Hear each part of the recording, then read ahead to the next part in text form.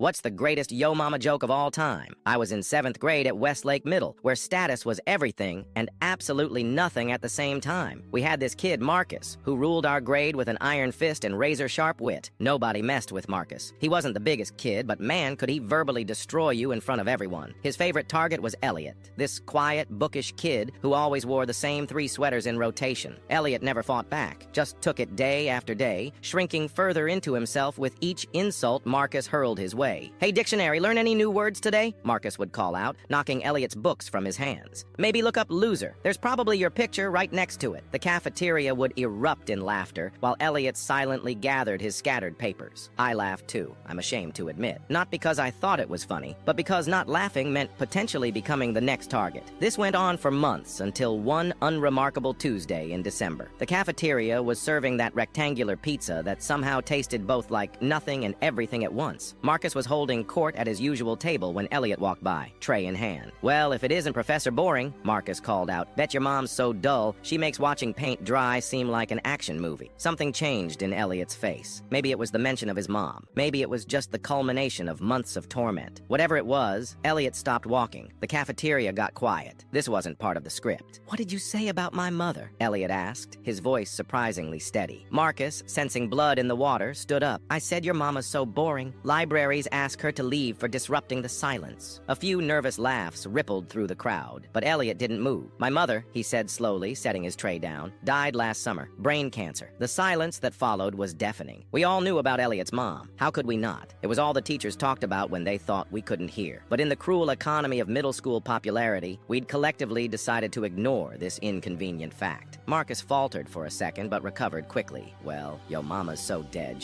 Your mother," Elliot interrupted, his voice still eerily calm, "is so disappointed in who you've become that she cries herself to sleep every night wondering where she went wrong." It wasn't funny. It wasn't even really a yo mama joke in the traditional sense, but it landed like a nuclear bomb in that cafeteria. Marcus stood there, mouth opening and closing like a fish out of water. Everyone waited for his comeback, his inevitable verbal destruction of Elliot. Instead, we watched as his eyes welled up. Without a word, he turned and walked out of the cafeteria. Elliot picked up his tray and sat down at an empty table. Gradually, conversation resumed, but something fundamental had shifted. The next day, Marcus apologized to Elliot. Not publicly, in some grand gesture, but quietly, by the lockers before first period. I only saw it because I was running late. They never became friends, exactly, but Marcus never targeted Elliot again, and slowly, his reign of terror over the 7th grade dissipated.